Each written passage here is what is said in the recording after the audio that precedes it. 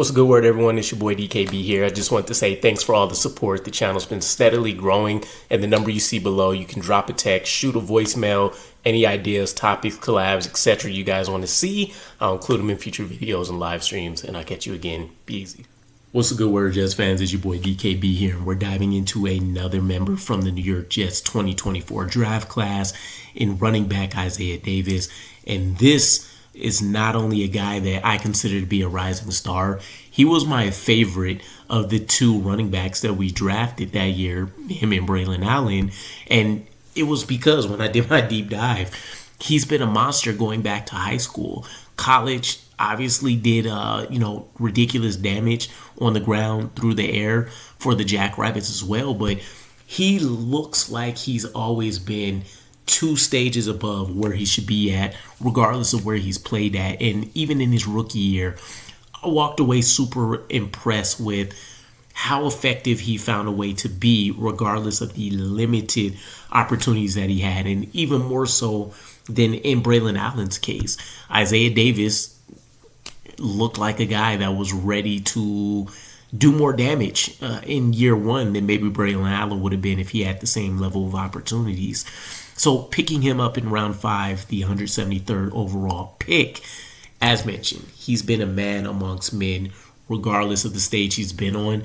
Put up just stupid video game numbers in high school, college as well. You know, when you talk about multiple places, being able to go over 1,500, 1,800 plus yards. When you look at the total scrimmage yards overall, 2,000, 2,200 in some cases.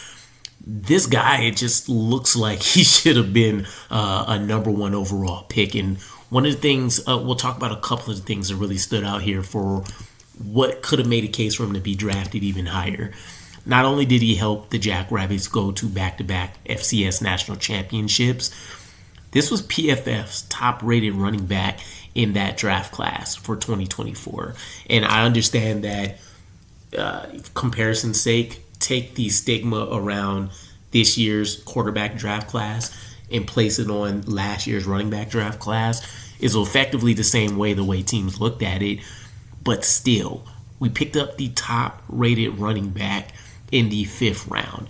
That I don't even remember if that was something that stood out to me or if I even seen it when I did my deep dive, but it makes it even that more impressive that and maybe reflective of what he was able to do in year 1, where he found a role to pretty much do everything, which we'll chat about. But he stood out in a few different ways. Multifaceted. So not only was he able to show solid ability in the rushing game, he was able to pretty much ball out in the receiving game when given opportunities. He was effective in special teams coverage, where he put up 3 tackles, I believe, this year.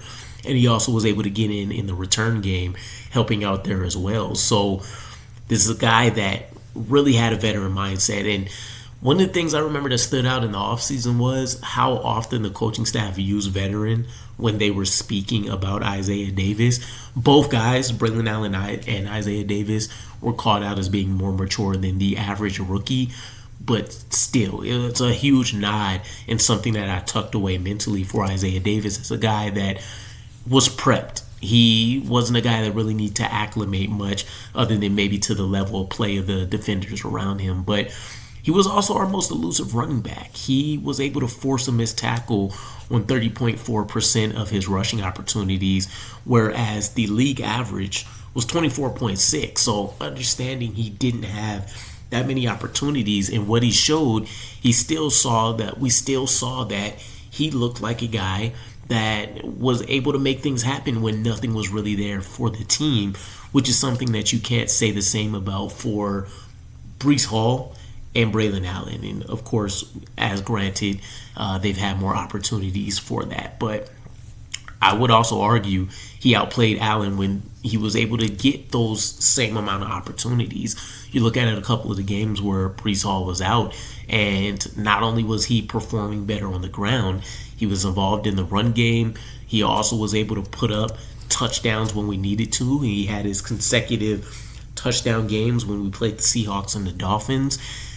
He even ended up performing well, considering that on 30% of his rushing attempts over that span, he he saw stacked boxes, right? So a third of his rushing attempts were situations where he really shouldn't have been able to pull off anything, and yet he turned that into some of his best performances of the year. So I absolutely love him. One of the last pieces I'll leave you guys with is that he performed some of his best moments against division opponents, which to me is always huge. I want to dominate our division games, and I think there's something to be said for rookies that stand out in that capacity. But ultimately finishes his year with 17 games, 0 starts, 30 rushes for 174 yards and a touchdown, which was good for 5.8 yards per carry, 9 catches for 75 yards and a touchdown, and only did so in 110 snaps, which was good for about 10% of the offensive opportunities. So I'm really looking forward to him. It's not lost on me that part of the reason for the Breece Hall conversations about him being traded is the fact that people feel like Braylon Allen and Isaiah Davis are a legit duo that you could try to build a rushing attack for when you talk about rushing by committee. And I definitely look forward to seeing if Isaiah Davis can maybe leapfrog or make some things happen and really try to eat into that 20 to 25% range, hopefully even a little bit more than that. I can see him being a key member that Aaron Glenn and company really, really love. So let me know what you guys think. What were your takeaways for him and expectations going into his sophomore year? And I'll catch you guys again. Peace.